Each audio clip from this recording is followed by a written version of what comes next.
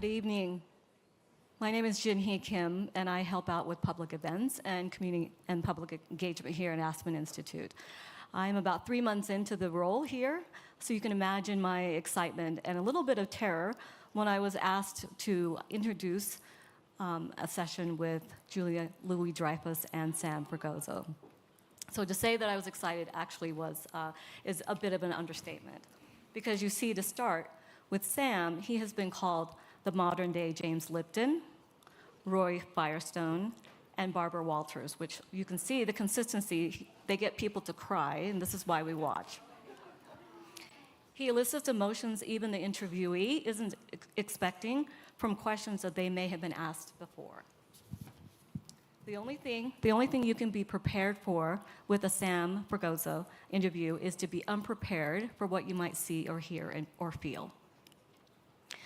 While Julia Louis-Dreyfus needs no introduction, I have the privilege of personally thanking her for being more than what we've all come to know as a comedian and actor. She's actually a true artist of her craft.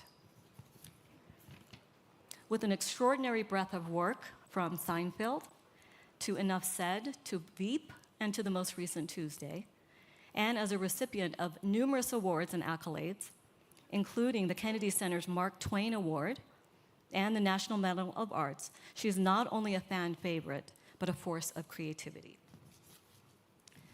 Julia has said that she is open to any good material, and I think it's safe to say that we are open to anything Julia. Julia Louis-Dreyfus and Sam Fragoso.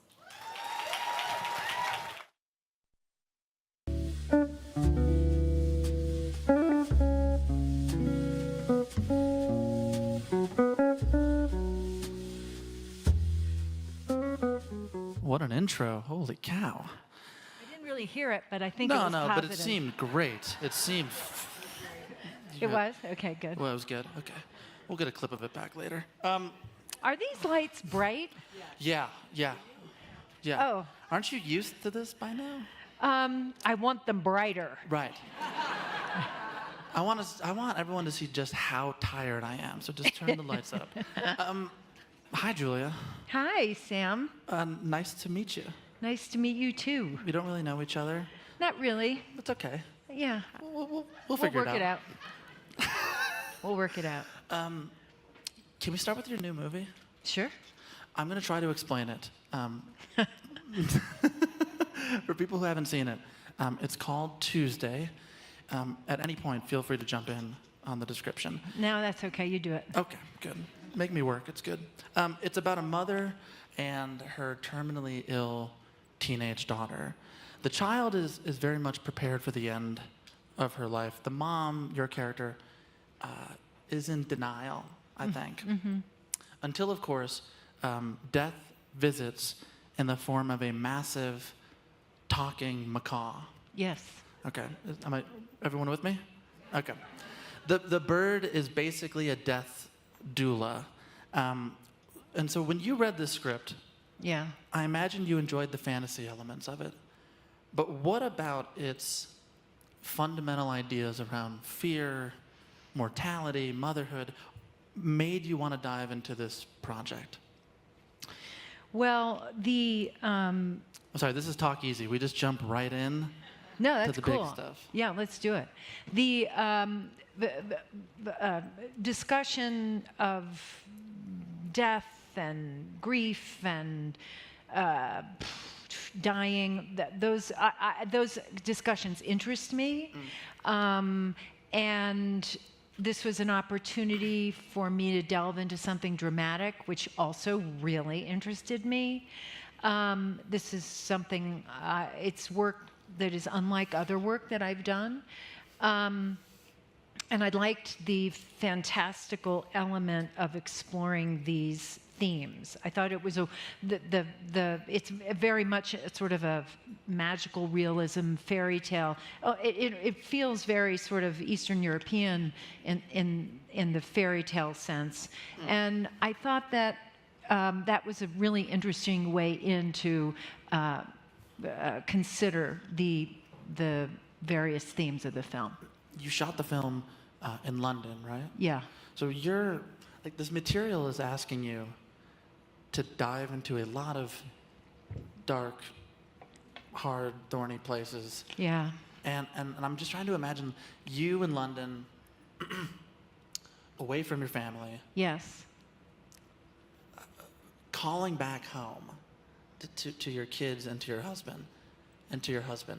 What are those conversations like on the phone? Well, they're, you know, I'm a homebody, so I call home a lot anyway. But there are particular scenes in the film that were rather crushing to try and crush, and so they definitely had an effect on me. I felt a little unmoored, to say the least. I had to sort of remind myself who I was, as actor as that sounds, but you do have to kind of give yourself over. How would you do that in these phone calls? I would just want to know what it was tell me stuff about home, you The know. most normal I need to day-to-day. hear normal things, you Right. know. Did the dog have diarrhea again? That sort of thing. Right. Yeah, You wanted diarrhea updates. correct. And believe me, I got them on a daily basis. We have a dog with IBS. So, yes, it's true. Poor George. We got a lemon, but we love him to death. You know, and death is the word. Thank you right here in the front row. That's exactly what I was going to say. You're balancing, you know, levity and also the gravity of the movie. You told the New York Times that during filming you became slightly unhinged. Yes. What does that look like for you? If you'd like to demonstrate, everyone more than. It looks like, what does it look like? I'm highly anxious, you know. I just anxious, you know. Just imagine high anxiety for yourself. That was me. Hard to go to sleep, hard to calm down, because the scenes were, you know, with a dying child. I mean, need I say more? And that is not a pleasant headspace to be in. And yet it seemed like something you. And yet it seemed like it was a headspace you wanted to be in. Yeah, because I'm an actor and I wanted to tell this particular story because I thought it was worth telling. And I enjoy even the hard things as an actor. I really loved being an actor, truth be told. And so even the hard stuff has a grip on me. Well, for those who haven't seen it, why don't we take a look at what that hard stuff produced and that time spent in London and watch a clip from the trailer of the film. Okay. Tuesday. Good? Yeah, good. Where are we seeing it? I think everywhere. I just don't think you understand how Tinder works. Can I tell you something? I know exactly how Tinder works. Then you don't understand how flirting works. How do you think you got here?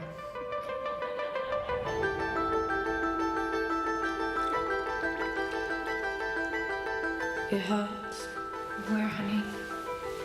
everywhere.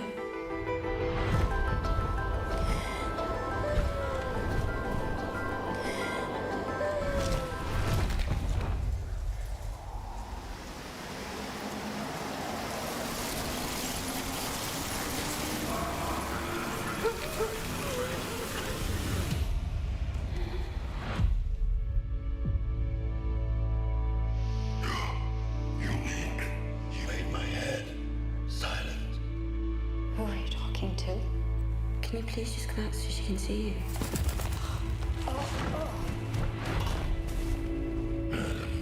You need to say goodbye to your daughter. You have to get strong now. I can't. You can. And you have to let me help you. Life, every life, ends. I felt the pain that you have.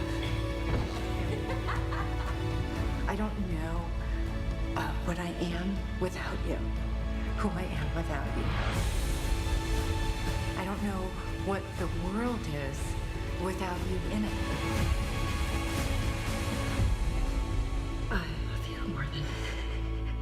anything in the whole world. You'll be okay. Promise. Promise. Promise, promise. Promise, promise.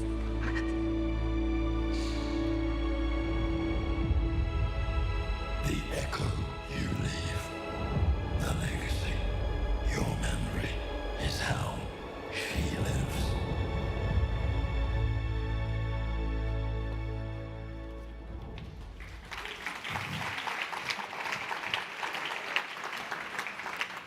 It's true. I got an email right before we started. They're actually canceling the Oscars this year. They're just going to give it to you. just giving it to you outright. You know, I was watching the film again last night, and even watching the trailer now.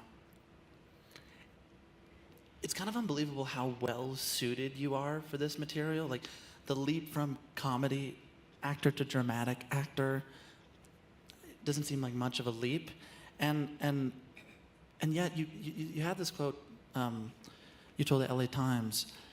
This role, it's exactly the thing I knew I could do if I had the opportunity, and yet I'm certain that 20 years ago nobody would have considered me for this role. Yeah. Why? Well, because that's how showbiz works, Sam. I mean, it seems like. By the way, I wish every week we could have a call where you're like, and that's how showbiz works, Sam, you idiot. Because I was really ensconced in doing big fat comedy, good comedy, but so. My name wouldn't leap to mind for this kind of a role. Right. Yeah. But the first part of that quote is the most interesting, I think, that you knew you could do it. Oh, yeah. How did you know? Well, I mean, I just do. I've studied to be an actor. You know, the truth is, the jobs that I've gotten in my life, as professionally, have been comedic. Those were, and then it sort of took on this thing. By the way, FYI, totally not complaining. I have loved my career and. Oh, you can complain. No, but I'm not going to, because in this case, I mean, I love to complain too. Yeah. But.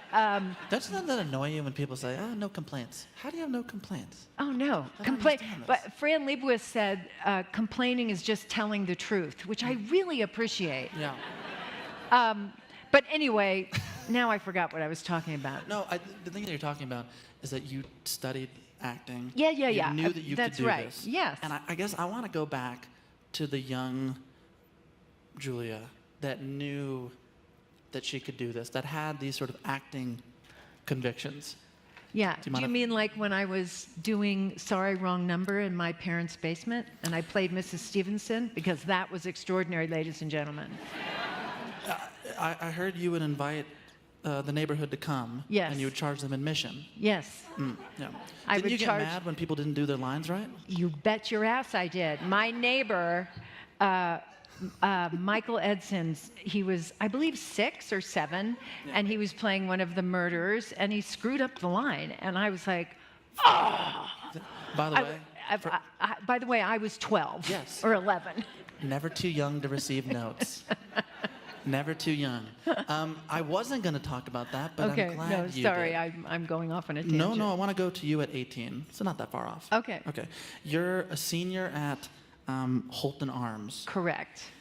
It's an all-girls school in Yes. Maryland. I don't know why I said that like it was a bad thing, but it's not. One of your favorite films at the time was a movie called Julia. Yes. It's starring the great Jane Fonda. The wonderful Jane Fonda, who's here, I understand. Is she? I don't think she's in No, here. I don't mean here. I mean here. She could be a big Julia Talk Easy fan. We don't know. Okay, so when it comes to like high school graduation, it's the end of the year, and there's a yearbook that goes around. And of course, when you're a senior, you get your senior quote. Yes. And the quote is supposed to represent who you are and what you want to communicate to your fellow classmates. Yes. Parting words to all the kids you went to school with.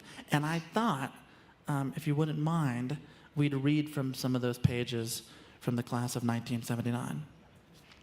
Okay. Do you want to give context for this quote? Sure. Don't seem so excited about it, though. Should I explain what the quote is? I think a little. Yeah. So this quote is actually a Lillian Hellman quote. And it's from, I guess, the story she wrote called Julia. And so this is the quote. Old paint on a canvas, as it ages, sometimes becomes transparent. When that happens, it's possible in some pictures to see the original lines. A tree will show through a woman's dress, a child makes way for a dog, a large boat is no longer on an open sea. That is called Pentimento, because the painter repented, changed his mind. Perhaps it would be as well to say that the old conception, replaced by a later choice, is a way of seeing and then seeing again.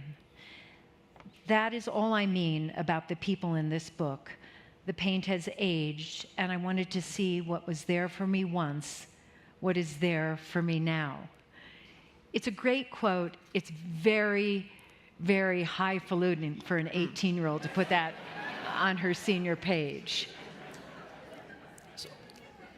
How was everything going in high school?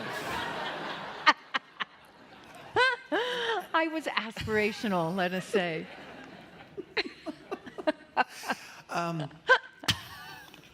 How also, this is another dumb question, but how many pages did they give you in this yearbook?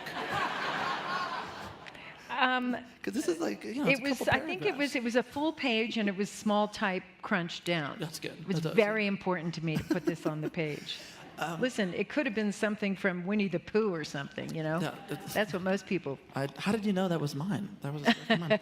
On a more serious note, as a teenager, what about that passage articulated what you wanted to present to your classmates and to yourself? Beyond the pretentiousness of it, like, it clearly meant something to you. I mean, it meant something to me, I think, from an artistic point of view. I mean, I'm embarrassed by it, but I actually reading it, I think it's beautiful. It's I think it's beautiful. an interesting consideration, Pentimento, and it's an interesting. It's a true way of viewing life. I mean, your experience when you're 18 is that experience then, and then when you are 35, you consider that experience, and you might be seeing it through a different lens, and something is showing through the paint. And I think that that's true of life, is it not? I mean, we're constantly reconsidering realities based on experience. It also reads like someone who wants to desperately grow up and not be a kid anymore. Well, let me tell you, that was definitely me. Yeah. Okay, that was you. Oh, yeah. And you knew you wanted to act, you knew you wanted to do this. Yeah. I guess, you know, that yearning to be taken seriously, to grow up and become an adult. One of the subjects that you often come back to on your podcast, Wiser Than Me, which if you haven't listened to it, is very good. Thank you. One of the subjects you come back to again and again Yeah. is ambition. Uh-huh. And which for women in 2024 is a thorny subject. Is it still? I think so. Yes, it's such Wow. a shame. Okay. But this is why we do a live show. It's Yeah, good. I love it. It's a call and response. And I can imagine in the 80s, you know, when you're first starting out on SNL, it was even more challenging. Yeah. How did you understand your relationship to ambition at that age? I didn't understand it. I felt it. I felt maybe shy about it, but it didn't keep me from it. And What do you mean by that? but I didn't want to articulate it. There was something I almost didn't want people to know. It was my secret, but I had it. Right. Yeah. And you were on this show at 21. I mean, you were like the youngest castmate Yeah. at the time, right? Yeah. So were you able to hold the creative person you wanted to be and the ambitious person? Like, how did you think of yourself in that moment? Well, it was really rough. It was very hard to be. This was Saturday Night Live, and I was very. I was really naive and green as green could be. I'd only done. I was in college. I was doing theater in Chicago while I was in college, but then they plucked us out of. I left school to do SNL, but you have to understand that I grew up. I was in junior high, high school, and stuff in the '70s, right? So that's when SNL first came on the scene. There was nothing like that on television. It was speaking to my generation. With Bill Murray and folks like Oh that? yeah, and Chevy and Gilda and all, Jane Curtin, all those people, and they were irreverent. It was like nothing like that on television, and I felt like they were my people. I remember I was just thinking about this the other day. I had a picture of Gilda Radner in my bedroom growing up. It was on my bulletin board, and these were my people. So that when I got hired to do it, it was not what I expected it to be. And by the way, it was also a very different atmosphere then. It was a different cast. It was not being run by Lorne Michaels and his group at that time. So it was very different, and it was very dog eat dog, and I had no understanding of that. I thought it would be an ensemble and we would all get along perfectly, and I was very misguided. You were on the show from 1982 to 1985. Yes. And you've called it a grad school in entertainment in which I learned a lot. Yes. If we're sticking with the collegiate analogy, Yeah. what would some of the courses be named? And what did you take away from them? Well, let's see. One course is called Cocaine Does Not Make You Funnier.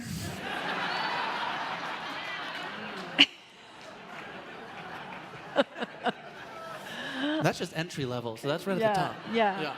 It's a good life lesson. It is a good life lesson. I remember these sketches would come to the table read. They're like 18 pages long, and there's one writer in the corner who wrote it, and as it's being read, he's like, ha ha ha ha ha ha, and you're like, I remember thinking, what is up with him? Anyway, yeah. So I passed that course. Okay.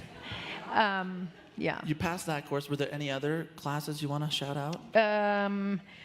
Oh boy. In terms of lessons that actually mattered to you and how you move forward from this. Yes. Well, the big takeaway for me, as simplistic as it sounds, was I'm not going to do this anymore if it's not fun.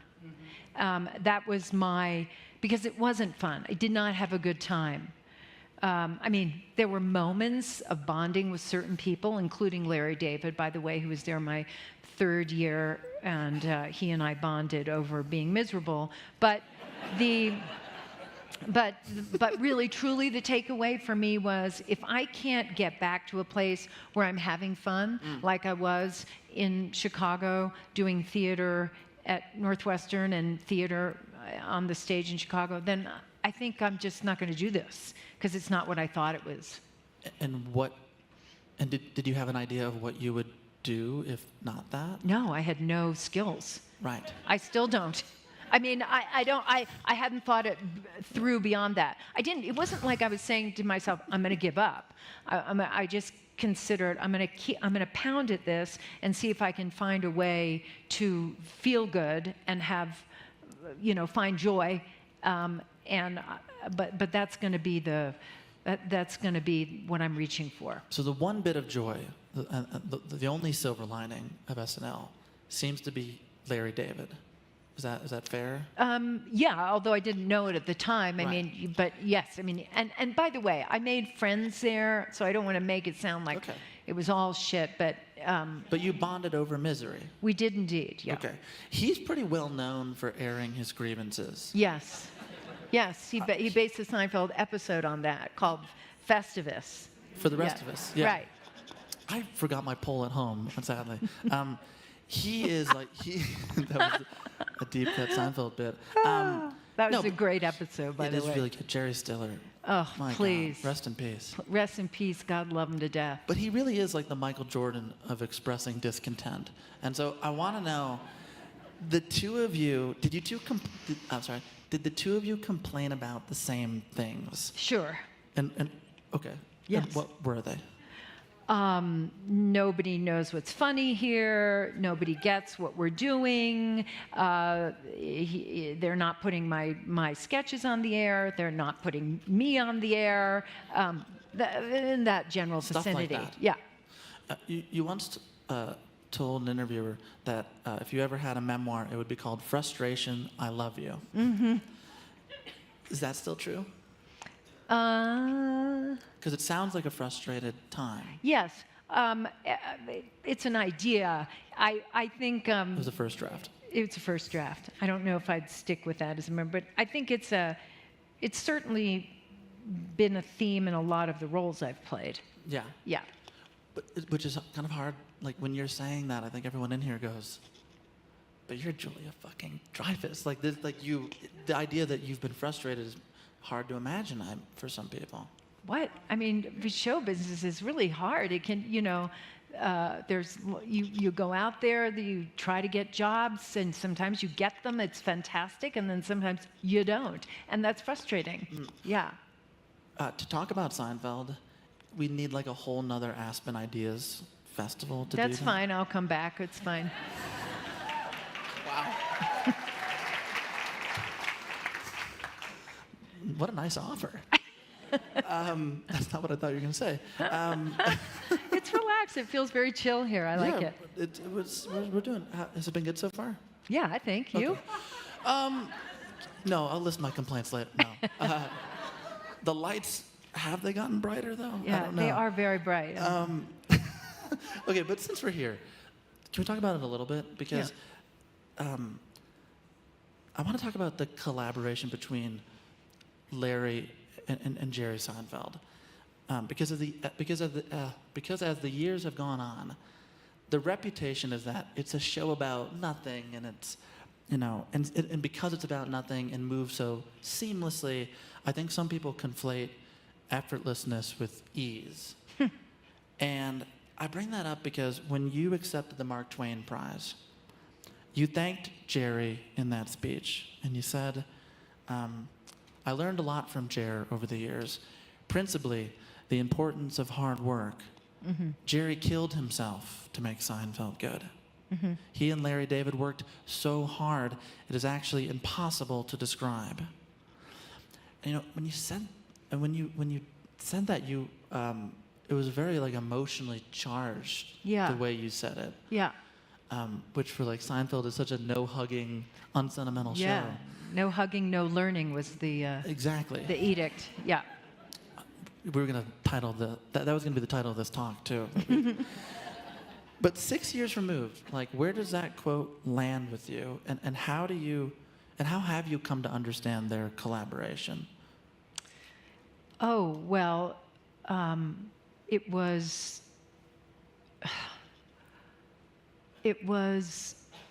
obviously unique. It was, lightning in a bottle, I would say. They're actually very different people in a lot of ways, but they had a shared comedic brain. Brain trust kind of thing? Yeah, but they came at moments from a slightly different angle, but they came at the same moment. How would you describe each person's angle? Oh God, this is impossible to answer. Oh God. I have to think about that. I'm so sorry, you It's guys, okay, because it's it's okay. like it's in my, it's like practically in my body. It's hard to sort of articulate it. Yeah. Larry was a hand wringer. That's no surprise. Jerry was more open, and the combo. I wonder if they would agree with me on that. And the combo of those things, but they were both. They would not give up. They were a dog with a bone. They were two dogs with the same bone. Right. Yeah. There you go. That took forever to get out. Sorry. You know, the beautiful thing is, we're grateful for everyone here, but people will listen to this later. It will be edited. We're going to sound Yeah, great. thank you. Oh, I appreciate Yeah, that. it's- Just go straight to the dog and the bone thing. Go to the diarrhea joke, definitely, dog and bone. You said recently that you don't think Seinfeld would get made today. Why? Well, I say that because I think it's very hard today to get anything that's off the beaten path made. So I think that is, you know, people are a little bit more nervous these days, and Seinfeld barely did get made, by the way. Right. They did the pilot, and then they ordered 4 episodes. Like that was a huge stamp of approval, and then after that, the next season was 13. So it was like But anyway, it was not like the standard sitcom on television back then. You know, it was Cosby and Cheers, and it was very, the comedic structure of those shows was recognizable. And by the way, I'm not taking away from those shows in terms of the quality of them. I'm just saying that there was a way of coming in and telling a joke that was pretty recognizable, and that was not the case on Seinfeld. You know, when I ask that question, and it's happened a few times, this front row I'm loving, they answer it a little bit sometimes for you. And I think someone said political. And I'm thinking, like, political correctness in comedy is a subject that is brought up almost exclusively on CNN, podcasts, or around a dinner table where people are bored and want to fight about something. That's the first joke you liked. Okay, good.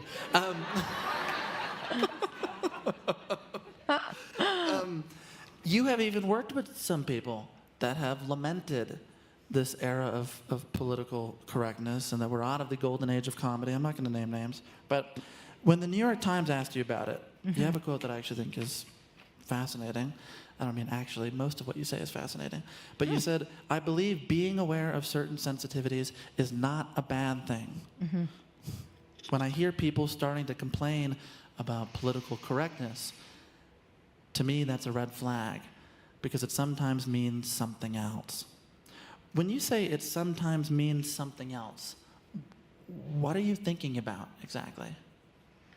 I think what I want to say is that I want to double down on being sensitive. I think that We're in Aspen, double down. I am. I think that I believe that looking at material and art through a different lens can be helpful, and I would posit that if you were to look back on any art 30, 40 years ago, you will find things that might not stand the test of time today. And that's interesting, isn't it? And so it then stands to reason that there may be things we're doing now that don't stand the test of time. And it's perfectly okay to consider that all the time. And I am a fan of comedy, even comedy that fails. And I also said I reserve the right to boo what I think is shitty material or offensive material. But comedy is about taking risks. And I think this I think this PC talk is bullshit, to tell you the truth. That's what I think. I'm always confused by the conversation because it exists in such a vacuum, because it often ignores how much good stuff is out there, Yeah. as if it's not happening. And of course, I'm thinking about Veep in this. Pause. Which completely flies in the face of political correctness or whatever that conversation is. And so for those that Yes. may need a refresher, Oh, good. I thought we would play a scene from Veep that not only didn't get you canceled, but won you many, many Emmys. Okay. This is from season 5 of Veep, in which President Selena Meyer is trying to convince a congresswoman from Colorado Oh, yeah. to be in support of her bill.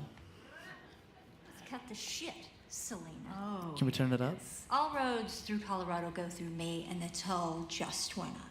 You're playing a very dangerous game of chicken with the head fucking head. Because if I don't win the White House, O'Brien is gonna sink your stupid boats. And you're gonna look like a hair-sprayed asshole in your 1980s Mother of the Bride dress. And if I do win, I will have my administration come to your shitty little district and shake it to death like a Guatemalan nanny. And then I'm gonna have the IRS crawl so far up your husband's colon, he's gonna wish the only thing they find is more cancer.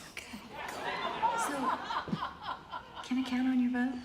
Or do I need to shove a box of White House M&Ms up your stretched out 6-baby vag? Yes, sir. Yeah, my vote. I think I want to hear a okie dokie, Annie Oakley. Okie dokie, Annie Oakley. Oh, super duper trooper.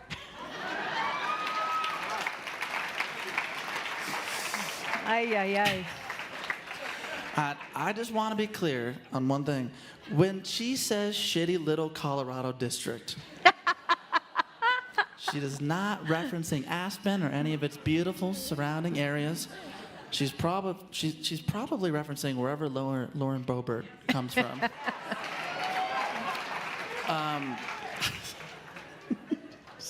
Where is that, by the way? Could someone say that? Here. And Lauren's here with you? Oh, there it is.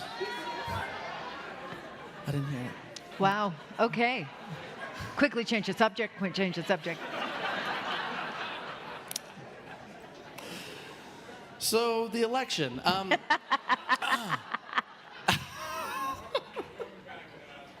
No problem.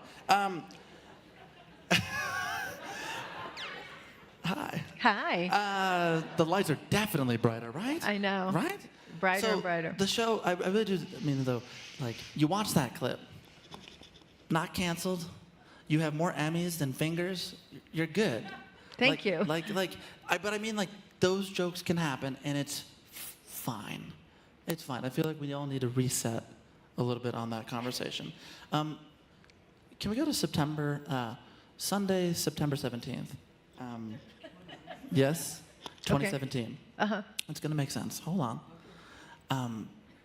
That night, you win an Emmy. Uh-huh. And she's like, okay, it's making sense. It's going to work. You make history that night when you win the 6th Emmy for playing Selena Meyer, which I think is the most anyone's won for playing one character. Mm-hmm. The next morning, it's Monday, you get a call from your doctor. When you replay that call in your head, what does it look and sound like? Well, the call was from my doctor saying that I had breast cancer. And so it was sort of, it was like a cartoon, just when you thought you'd made it, you got crushed. I got crushed in that moment. I actually started laughing, believe it or not, but that actually makes sense. It was hilarious to get that news on the heels of the night before. And then, of course, I started to weep. But, and then I just got into, let's go mode, after that. I mean, pretty quickly. What did that look like? Meeting, finding out what kind of cancer it is, meeting multiple doctors, interviewing doctors, talking to people that I knew that had had breast cancer. I mean, the list goes on. It's a crash course in breast cancer and finding the right doctor for you. Yeah. You said that, you said in the past that you didn't allow yourself to think about the bad outcome. How did you do that? With a sort of blinder-like focus.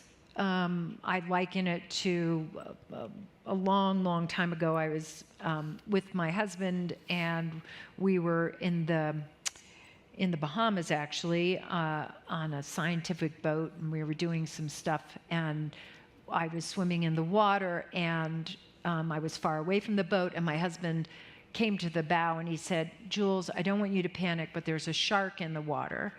And it was in fact like a 12 or 13 foot bull shark. So it was a significant animal. And he said that, and I saw the ladder on the boat, and I just swam towards the ladder. And I just kept my eyes on the ladder, that I was getting to the ladder. And that's exactly what I did with this diagnosis. I did not, I could not allow any other thing to come into my head. You focused on the ladder. I focused on the ladder, yeah. And it got me through, yeah.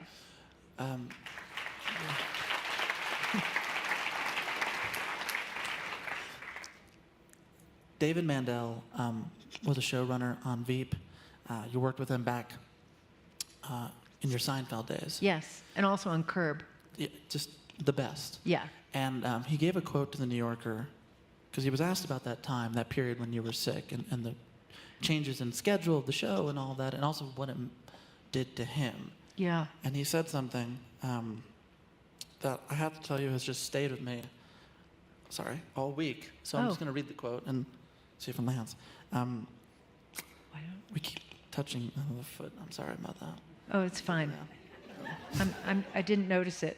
These are wedges, so it's probably not a problem. It felt fine. It was okay.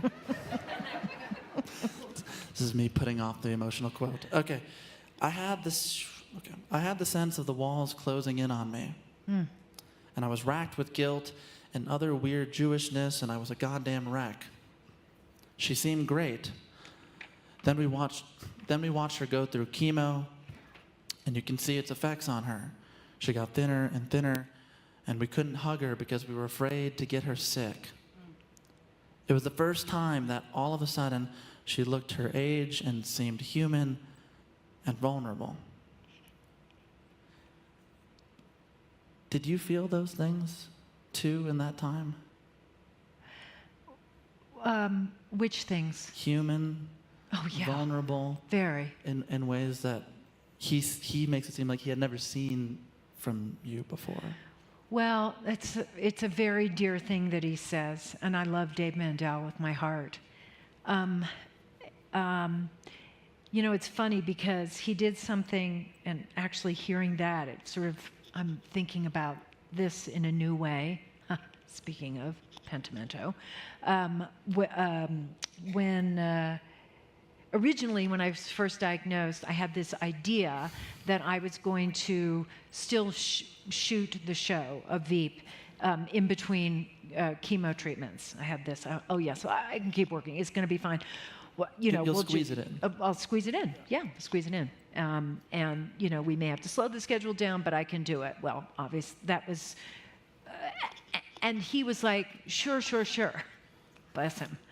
And then that was not possible. But what was possible was I had chemo treatments every 3 weeks. And in that third week before the next treatment, I would start to feel better. And so what we would do is we would all gather and have a table read of the next script.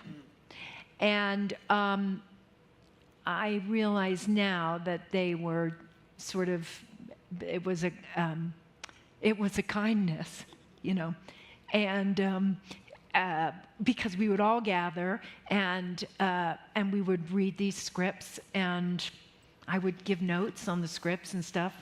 But it was a real gesture of love for them, and it kept me looking at for that letter too. You know what I mean? Yeah. I love that. Yeah, it was really dear. It's odd how kindness can move us like that. I know, right? And it was, you know, at the time I thought I was helping them because I was working on the show with him. We were working on, for real, you know, coming in, they said, this doesn't work, we need to retool this, you know, giving all these, but I think it was the other way around. Yeah. I hadn't even considered that until this moment. I love that. You know, there was another very supportive person within the first week of your diagnosis. It's my understanding that then Vice President Biden called you. Mm-hmm. And, you know, most people don't get to speak to the president or any of the elected officials that we are asked to take a leap of faith for. Mm-hmm. And I wonder if there's something in that call with him, in that exchange, that the public should know about the president, like something they perhaps don't. Well, I hope they know that he's a genuinely kind and decent human being. He wanted to know how I was doing, who my doctors were, did I need his help? He was working on the cancer moonshot. Bear in mind, his own son had, I believe, was struggling then, or perhaps he had just passed away. Forgive me, I don't know exactly that timeline. But this was something that he was living and breathing, and he took the time to really reach out in a very fundamentally kind way, and because he is a fundamentally kind person. You know, you've done so much work, activist work, electoral politics, both locally and nationally. Yes. In 2020, you were part of the Democratic National Convention. Oh my God, yeah. How much fun was that? It was terrifying. It was during COVID. Yeah. And it was a COVID production. It was a COVID production. And let me tell you something, it was hard work because, you know, I had, it was the fourth night of the convention, so that's the big night. And it was new, it was early days of COVID, so it was like, I was in a room that's like an eighth the size of the room that we're in right now, a black box. There was a cameraman, and I want to say there was a boom operator, and that was it. And then me and my husband, and that was it. Everybody else was elsewhere because we couldn't get close to people. Anyway, we were dealing with the White House, we're dealing with the DNC, it's like Paramount and then Warner Brothers, and everybody was giving notes, and it was very broadcast news-like in terms of the material changing as we were going because it was live. So it was, but I will say that I was really scared going into it because obviously I felt enormous responsibility. There was so much on the line. What do you mean? But as soon as I got the opening, whatever the opener was that I did to introduce, and I don't even remember who it was at this point, and it landed and we knew it worked, I'll never forget sort of, because then they broke away to somebody else and God only knows where, because we were bouncing around the country. And I looked at my husband, Brad, and we had been working on the material together, along with Dave Mandel, by the way. And I looked at him, and we were just like, yeah. And we just had felt like we had righteousness on our side. It was so exciting to be doing, because it was comedic. A lot of the material was comedic. And of course, I was pushing the envelope much further than the powers that be wanted me to go. But it landed, it worked. And it was doing that in service of what I thought was the correct move for the country. And it felt great. It was really exciting.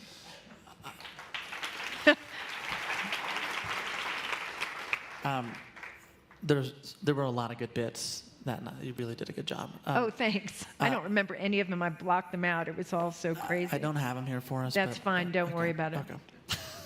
The late Norman Lear, who I know meant a lot to you, meant a lot to me, probably a lot of people here in this room. He often said that celebrity is something you can spend. Yes. How are you thinking about the ways you want to spend whatever capital you have as we enter this election? I was trying to find the adjective, but I just don't have it right now. Well, it is an election, Sam, for sure. I am focused, well, fundamentally, I'm focused on helping President Biden get back into office again. So that's number one. And I am doing that by, I'm really focusing on down ballot races, because I think that that is where sort of, that's kind of a, how can I say, this is where democracy lives, in state legislatures, certainly nowadays. And so I'm taking whatever, spotlight I have to bring to those races, and hopefully shine light on significant races where it may be tight and we have a shot of winning, the good guy winning. You said in 2020, when you and your husband were preparing the material, it was a big moment. It was an existential moment. Yeah. Do you view this election in the same light? I do. I view it in exactly the same light, except even more so now, because I believe that the other one, the one who shall not be named, has made it clear who he is. Yep. And so that frightens me. And I think we know what will happen if he's elected, and so it must not happen.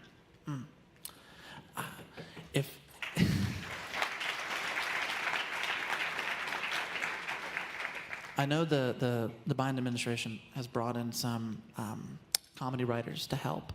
Would you ever go in and give notes? Yes, they asked me to, sure. Okay, we'll have to make that happen. Jane Fonda, I want to bring it all the way back to where we started a little bit. I'm hearing you talk about all that you're doing right now, and of course your acting work, and I can't help but think of Jane Fonda, who was very much a key influence for your podcast, Wiser Than Me. Yes. And I'm thinking about how she talks about life in 3 acts. Yeah. It's like 0 to 30, 30 to 60, 60 to 90. And she's lived so many lives in that.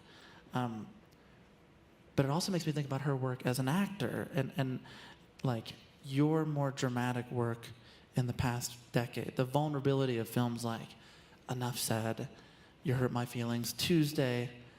And I know in the beginning you said 20 years ago they would have never offered me that. Mm-hmm. But you were ready to do it. Mm-hmm. But now that you have, do you think like the work, it doesn't just come on the heels of the past few decades, but it's a result of them?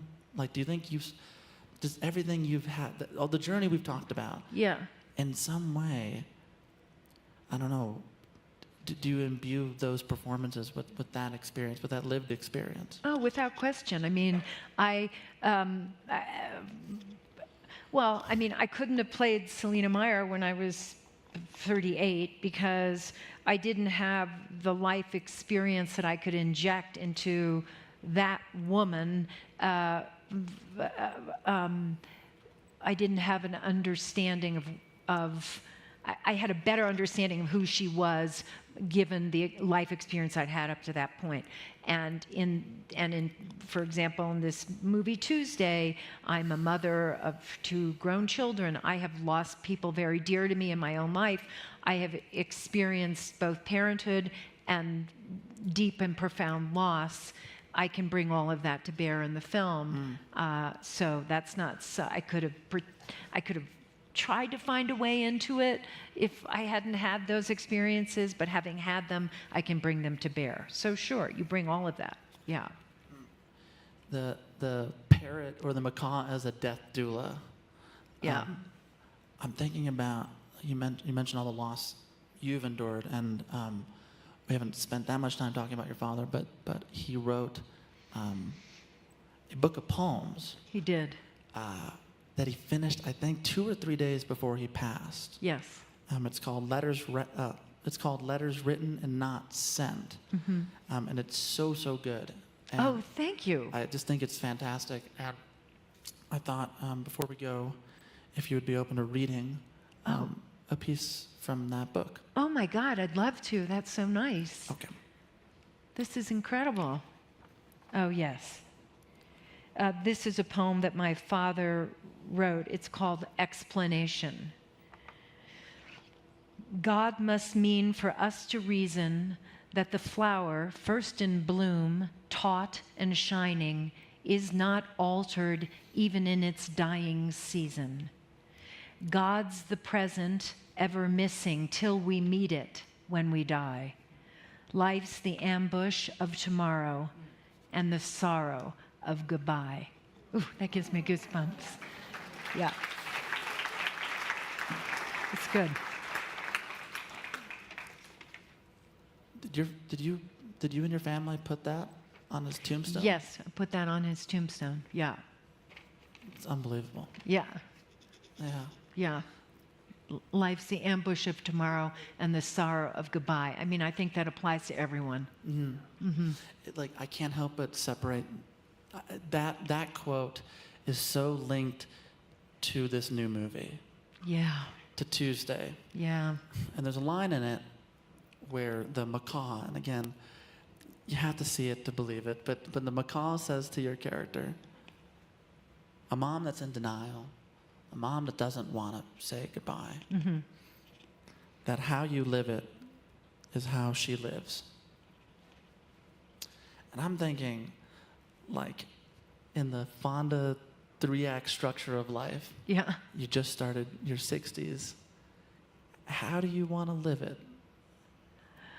Oh my God. Fully, openly, with arms outstretched. That's how I feel. It's funny, you know, I feel youthful in that way. You know, I want to try new things. I want to keep fighting the good fight. I want to look for good art. I want to fully live my life and be hopefully a good person doing so. Yeah. I love that. So basic, but I think everybody feels that way, right? What's kind of amazing is your first 2 acts, you've lived so fully. So to imagine the next one is kind of impossible. It's going to blow your mind, It's Sam. going to blow my mind. And obviously, we're going to have to come back to Aspen to talk about it. No fucking way we're not going to. But truly, I so love all that you have brought into this world. Thank you. In Act 1 and Act 2. And whatever happens next in Act 3, I'm so looking forward to it. And I thank you profoundly for the time tonight, truly. Oh, that's so nice of you. Thank you. This has been really fun. Julia Louis-Dreyfus, everyone.